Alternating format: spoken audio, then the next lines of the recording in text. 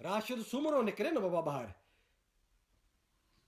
राशिद सुमरो पंहिंजा माण्हू वठी सिंध जे कंहिं ॻोठ में मज़हबी कचहरी करे, असांखे इन ते एतिराज़ ई कोन्हे को। जीएम भगत पंहिंजा 5 माण्हू वठी पंहिंजे मज़हबी जेको असां, छाकाणि त पहिरीं ॻाल्हि ज़हन में रखो त सिंधी क़ौम जेका आहे ऐं का बि दुनिया जी क़ौम हिकु मज़हबी क़ौम थींदी कान्हे का। सिंधी क़ौम में मुस्लमान बि आहिनि, हिंदू बि आहिनि, मुस्लमाननि जा मुख़्तलिफ़ फ़िरका आहिनि, इन तरीक़े सां हिंदुनि जा फ़िरका हूंदा। असांजी क़ौम में जेकॾहिं को मुस्लमान आहे, को शियो आहे मज़हबी फ़िरके जे हिसाब सां, सुन्नी आहे, वहाबी आहे, कहिड़ो बि अहमदी आहे, केरु बि आहे, सभिनी खे आज़ादी आहे पंहिंजे पंहिंजे मज़हब ऐं मसलक ते बीहण जी। जीअं सिंध मुतहिदा महज़ कंहिं बि मज़हब जे ख़िलाफ़ु कान्हे का, कंहिं बि मसलक जे ख़िलाफ़ु कान्हे का, पर कंहिं मज़हब जे आड़ में सिंध खे ग़ुलाम कयो वेंदो, असांजे मथां सियासी जबर, मुआशी इस्तेहसाल ऐं असांजी डेमोग्राफी खे ख़राबु कयो वेंदो, असीं स्टैंड वठंदासीं। उहो स्टैंड कंहिं मज़हब जे ख़िलाफ़ु न, पर मज़हब जे ग़लति इस्तेमाल जे ख़िलाफ़ु हूंदो। असां एतिराज़ था कयूं त बाबा तबलीगी जमायत जी धारियुनि जी सिंध में अचे, मज़हबी कलमे पढ़ाइण जी ज़रूरत कान्हे का। असां वटि पंहिंजा आलम बि आहिनि न।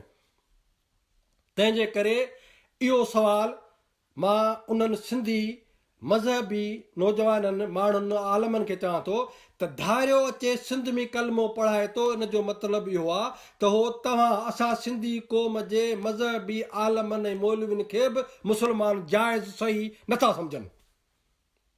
इन करे असांखे एतिराज़ आहे त को बि धारियो सिंध में तबलीगी जमायत जे रूप में अची असांजे ॻोठनि जी सर्वे न करे, जासूसी न करे, ISI जो एजेंट जो किरदारु अदा न करे, असां इहा ॻाल्हि कंहिं बि सूरत में क़बूल न कंदासीं। इन करे मां अचां थो त लाड़ में तव्हां असांजे नौजवाननि ते गोलियूं हलायो, असांजे औरतुनि, माउनि, भेणुनि, नंगनि खे तव्हां ज़ख़्मी कयो, कराचीअ में नौजवाननि खे रत में विझारियो।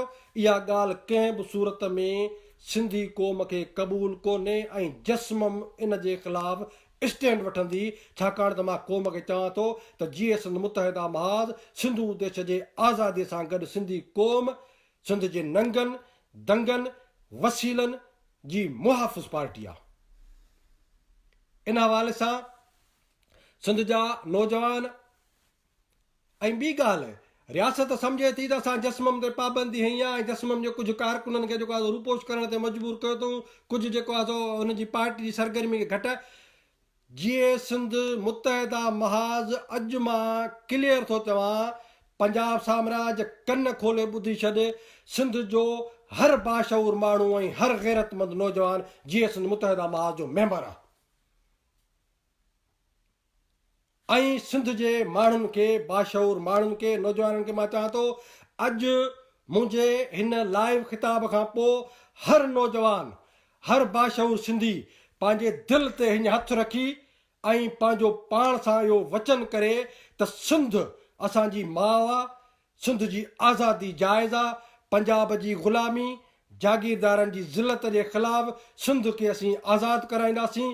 जेको माण्हू इहो वचन करे थो, मां अॼु क्लियर ऐलान थो कयां त उहो जीअं सिंध मुतहिदा महज़ जो मेंबर आहे। ऐं पंजाब खे चवां थो त हाणे तूं कंहिं कंहिंखे ॻोल्हींदे, जस्मम जे कहिड़े कहिड़े माण्हूअ खे, कहिड़े कहिड़े कारकुन खे वठंदे, छाकाणि त समूरी सिंधी क़ौम जा बाशऊर माण्हू ऐं गैरतमंद नौजवान, उर्दू ॻाल्हाईंदड़ हुजे या सिंधी ॻाल्हाईंदड़ हुजे, उहो जीअं सिंध मुतहिदा महज़ जो मेंबर आहे।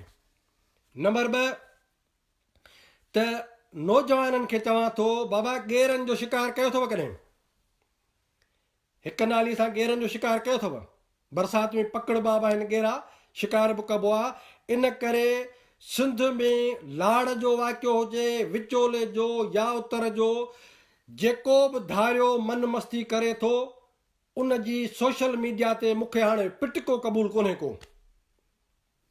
हर माण्हू जीअं मूं चयो त उहो जस्मम आहे। हर गैरतमंद सिंध जो पुटु जीअं सिंध मुतहिदा महज़ जो कारकुन आहे, सैयद जे फ़िक्र जो कारकुन आहे, पैरोकार आहे, सिंध जो सिपाही आहे। तंहिंजे करे अहिड़े क़िस्म जो को बि बदमाशी कंदड़ धारियो जॾहिं वाक़ियो करे थो, सोशल मीडिया ते हाणे मां इहा ख़बर पढ़ां त उहो शिकार थियो। मज़लूमियत ते रोअण बंदि कयो। सिंध जे गैरतमंद नौजवाननि खे आउं चवां थो त धारियुनि खे सिंध जे नंढनि नंढनि शहरनि में कारोबार ते हाणे असीं कब्ज़ो करणु कंहिं बि सूरत में बर्दाश्त न कंदासीं।